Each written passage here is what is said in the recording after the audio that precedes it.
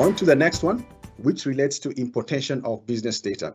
In this scenario, we shall use our Watchlist to bring in HR-related data so we can monitor for suspicious activity by a specific group of employees.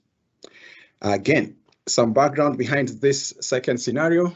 We have a couple of employees who, sadly, are about to be separated from the company for various reasons. We would like to be alerted on any suspicious activities by these employees around their use of company's information systems.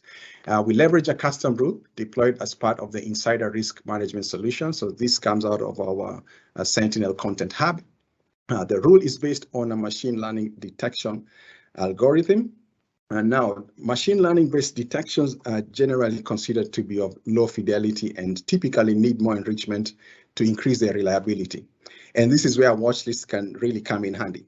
So essentially, the rule looks at recent alerts and incidents to establish whether a pattern exists for users within an organization. The rule will rely on the Watchlist to increase the SOC analyst's degree of confidence that the alerts are of significance, especially if they are generated against a user that is in our Watchlist based on the fact that they are currently serving notice. The KQL basket machine learning function is used to identify these patterns, and the function's parameters can be adjusted to increase or decrease the sensitivity of the detections, and we'll see how that works. Lastly, we attach a playbook to an automation rule that will alert our risk management team that activities of concern have been detected relating to employees who are currently serving notice.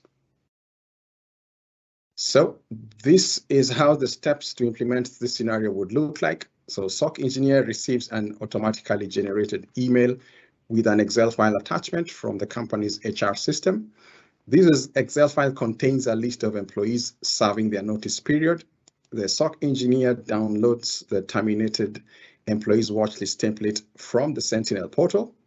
They adapt it so that the employee names and other details match the schema requirements of the watchlist. They then populate the CSV template with those names and upload it back into Sentinel. Once uploaded, the watchlist will then be used by analytics rules to filter generated events. If any events match the user principal name in the query results and the user principal name in the watchlist, then an incident is generated. Otherwise, the rest of the alerts are ignored, effectively saving the analyst some time and effort.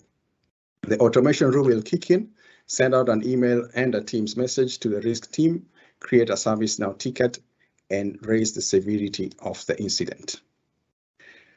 Back to the demo.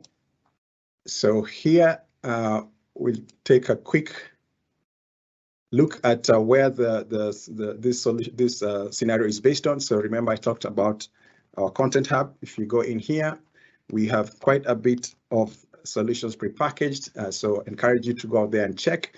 But in this case, we use this Insider Risk Management solution. It does come already with some pre-built rules, hunting queries, playbook, and workbook. In this scenario, we shall be using one of the rules and the playbook. So let us go and check out this rule that's associated with the Insider Risk Management solution. This is the one that we are using for scenario high, Insider Risk High User Security Alerts Correlation. So if we jump into the logic to take a quick look in here. So what is happening is that we are looking at alerts and incidents that have been generated against users in our environment. And the key thing, the magic really is happening around here. So what we are doing here is we are saying we want to look at the UPN, the alert name, the severity, and the product name, and see whether there are patterns of similarities across these three fields. And this is the machine learning plugin or function that does this work.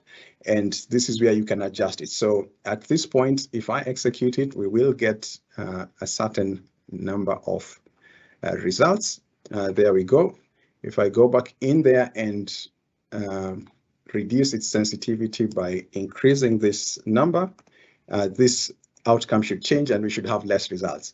So this type of uncertainty is what you want to kind of minimize with this next line here. So as you can see, we are now going out to check out the terminated employees watch list and make sure that if we get an alert that's been generated by our machine learning function here, we want to increase its degree of confidence by looking up in the watch list and checking, do we really have these users in the watch list, and should we really be concerned?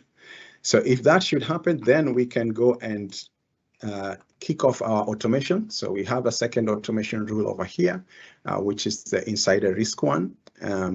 And what it does, it is attached to the rule that we just looked at, and then performs those actions that we saw in the flow. So it will send out this message and email to the risk team. This logic app is already part of the package from the insider risk solution.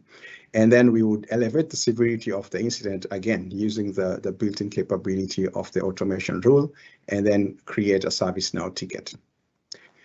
Okay, so let me show you how the integration with the UEBA solution happens. So here we've got the incident that was generated by that rule. I will now go over here to the insights button, and it will pull up some UEBA insights. So already you can see from UEBA, we can tell who are the peers that are related to me and what is their rank.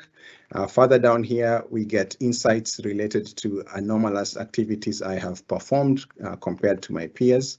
And then lastly, in the focus of our webinar today, you can see automatically the insights get pulled out.